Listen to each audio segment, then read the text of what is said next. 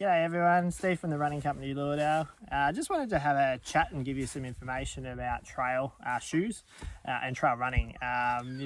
We get a lot of people in the shop who are, either right into their trail running or are using it as a part of their mixture of running that they do on a weekly basis, just to mix it up a little bit.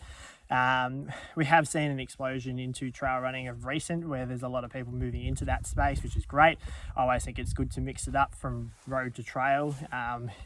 It's good to do different types of running as well too, not always long, not always short, so it's good for the body. But good socially as well too, because it is different type of running on trails to road.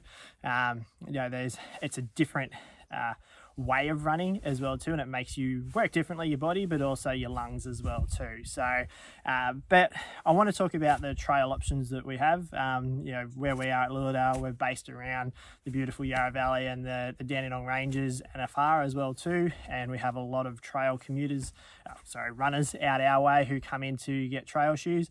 I'm one of them. I love trail running. I find it's a very meditative thing for me. I like to get out there and just immerse myself a part of nature with friends or on my own in particular. Kind of get lost in nature in a way sort of thing, but enjoying my running at the same time. But there is a lot of different trail shoes on the market, and there's a lot of different styles, I guess there's a lot of differences that we need to discuss in terms of what we're looking at as well too. But for me, when people come in and they're looking for a trail shoe, a few questions I'm asking is, how often are you doing your trail shoes? Where are you doing your trail running, I should say? How often are you going to be wearing these shoes? What sort of terrain are you going to be on? Are there any particular races that you're looking at? All those sorts of things. Because at the end of the day, trail shoes aren't just one trail shoe that will suit all. Particularly here in Australia, we've got different conditions to what we have obviously in Europe and America and so forth, where we've got mountains and they've got peaks. You've got different types of surfaces underfoot, but you need to work out what's going to suit you for what you're doing over the life of that shoe. What we tend to look at is, are people looking for cushioning? Are they looking for more feel out of the surface? Are they looking for something that's really grippy? Because, from summer to winter, that grip can make a huge difference depending on the conditions. So let's dive into a few options and what we sort of look at. I guess, I'm just going to grab the Hoka Speedgoat because for me, that's been my workhorse for a very long period of time. It works well on multiple different terrains and conditions. Now, for me, the foam in this is not overly soft, but it's also not too firm as well too. Enough amount of cushioning underfoot and a nice sort of rocker base to the base of the shoe. Super grippy underneath as well too. Now for me, I've worn this in multiple different races over the years. Down in Tassie on the west coast, down there where I did the Tarkine race, which I actually had a stick go through the midsole of the shoe and nearly into my foot, which was a bit of a, something that can happen over time. It just happened to get the right spot in the shoe, and it was a very treacherous race, that one, but it was fantastic. Now, but where I live at home as well too, particularly through winter where we have a lot of clay tracks, where there's been a bit of rain, it gets clayey underfoot. This grip works really well, and the reason that is it might be a bit hard to see in the video here, but spaced out 5 to 6 mil deep lugs, multi-directional. So what I mean multi-directional, faces one way on the rear foot and then a one way on the forefoot, just giving you traction for up and downhill. Now I find this shoe's very stable underfoot, very comfortable to wear on multiple surfaces. Even at UTA on a 50k course where you've got some nice single trails obviously, but you've also got some sections on fire access tracks, really firm underfoot, nearly like a road surface. And I find this has enough cushioning, but enough grip that covers me for all those types of things. Now, another shoe that I've also had as well too in the time is the New Balance More. Very cushiony shoe. Now I'm talking super soft. This shoe is very soft underfoot. It's a bit hard to see, but there's a lot of stack height underfoot. Very soft. It's stable enough in terms of its rigidity from side to side, but it is soft overall. Now I find a lot of people who are on their feet for a long period of time have actually really enjoyed this. So we're talking about maybe multi-day events, maybe like a hut-to-hut type thing, where you're going to be on your feet for possibly, that one whole day of 24 hours, but maybe if you're doing the 3 days, this is the sort of shoe that will get you through for those big days on your feet. Lots of cushioning, good grip on the bottom. Could probably do with a little bit more covering, but overall the grip on the bottom of this is really quite good. We find a lot of walkers really enjoy this shoe as well too, if you're a bushwalker type thing, as in going out for hikes every now and then. Lots of cushioning underfoot, really stable, and a really nice platform. So very different to the Hoka Speedgoat, very cushiony and lots of foam, more grounded in that sort of type of shoe, but with lots of protection. Now, there's another shoe that I've had over time as well too, and some of you might know really well, is the Ultra. Now I've got the Ultra Lone Peak. Now we're going from medium sort of cushioning underfoot, max cushioning underfoot, down to more minimal cushioning underfoot.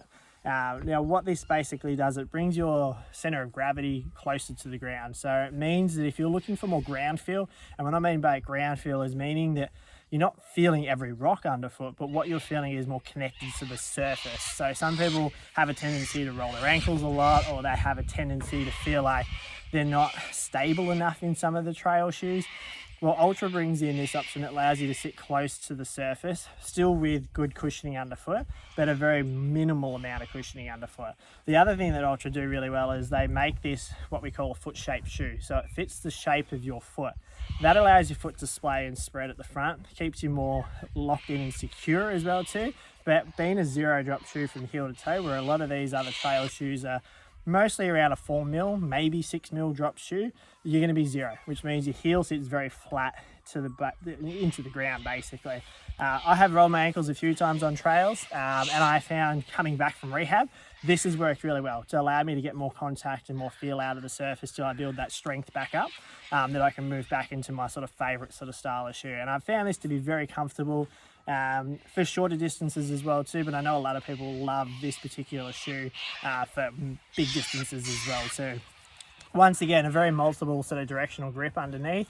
Does move to a Vibram Grip next series, but at the moment we're on that type of grip through there as well too.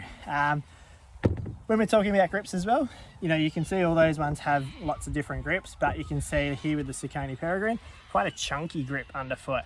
So this one's quite aggressive in terms of the way that grip is underfoot.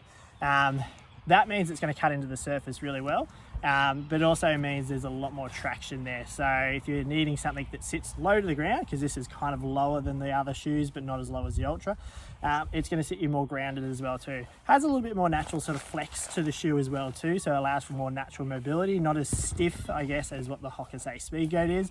So if you're looking for more natural feel, that's what that's going to give you as well too. The other thing about some of these trail shoes is you might not know what kind of surface you're in. You might want something that's very, you can use on multiple different sort of terrains as well too. Well, there is ATRs. What that means is all terrain options. All terrain options basically means it's going to allow your shoe to work on road surfaces as well as trail surfaces. And one of those is, say for instance, the Hoka Challenger ATR. A little bit hard to see in the video here being all black, but I'll try and show you. The little bit of the lugs are flatter, not so multi-directional, and a bit closer spaced in.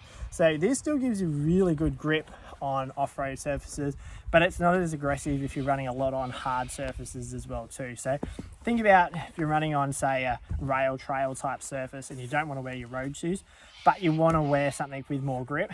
That's what that's going to give you, because then it also allows you to get off-road and go through the hills as well too. Maybe you're doing some summer events, maybe you're doing summer trails where they're very dry and compacted and hard underfoot, beach trails, that sort of stuff. This could be a really good option for that as well too, compared to something that's a bit aggressive. Think of it as it could be this is your winter type running shoe where it's wet, muddy, you need that extra grip and stability underfoot. And this is your kind of summer option where you've got, a lighter base traction underfoot and keeps you moving on those dry conditions and feels like you're basically wearing a road shoe. So, there's lots of different variable grips and so forth. And I always talk to people about making sure that you've got that selection to suit what you're needing to do. Now, you may not know because you've only just got into trail running. That's fine. Work on what's going to cover your bases, what feels comfortable for where you are and what you're running, particularly where your home base is or where you like to travel to do your trail running, because that's going to get you started, and then you can start to spread your love into other trail shoes as well too, and pick options that are going to be more suited for different types of terrains and so forth. So a lot of these all have different uppers on the top of the shoes. The uppers are very much more of a closer knit upper. compared to, say, you know, your road shoes. What that means is the knit's just thicker across the top. It's more durable, so it's going to less tearing. You know, none of these sort of soft fibers on the top of the foot where they can tear, because obviously you're on multi-directional surfaces where your foot's moving around in lots of different directions. That wants to keep you secure in the shoe. A lot of toe box, I guess the end of the toe box area protection here for your toe, so you don't bust out through the end of the shoe. A lot of them have things like little, you know, tabs on the back to help you get your shoes on and off when you know, your fingers are cold and you've got to take your shoes off for whatever reason. You can see a lot of them are using that as well too. So there's a lot of, you know, good things about your trail shoes, and they're very important things to think about. You know, a lot of people come into us and they're looking for a trail shoe to run around on a rail trail. You can wear your road shoes. That's totally fine. You don't need a trail shoe for that. Just work out what you're going to do more often, sort of thing. You know, obviously these are no good on a treadmill. It's just going to feel too hard and aggressive, or on a pavement you're just going to chamfer that grip off really quickly, and you're going to lose the benefit of that underfoot, and it's just too rigid underfoot as well too for running on those surfaces. But bring them to their element, bring them out to the hills. You know, this is what these are all designed and made for. You're going to get good wear out of these shoes as well too, we find.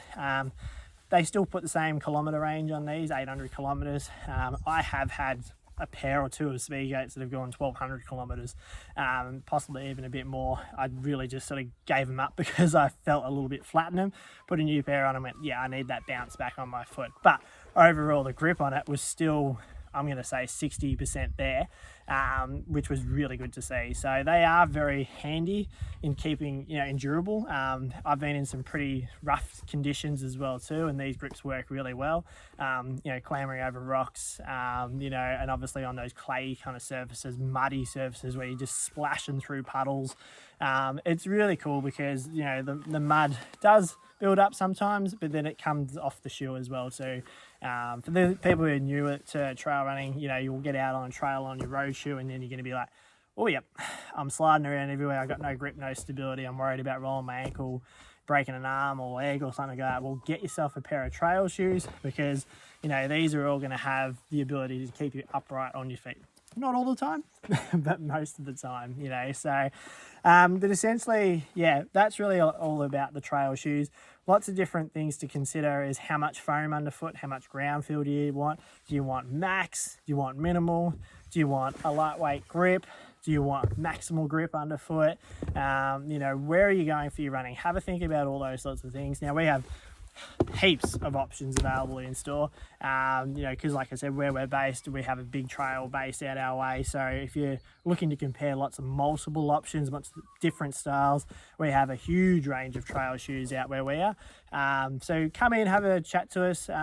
Most of us in store have all done trail running, big events in trail running, and experienced trail running, so we all understand all the footwear, and obviously being very local to where we are, and running through the hills. That's what I do all the time. We've got lots of experience and knowledge that we can share with you. So come on in when you're ready. Let's try some trail shoes on. There's lots in that space and lots to look at and lots to consider. So I hope this video has been helpful.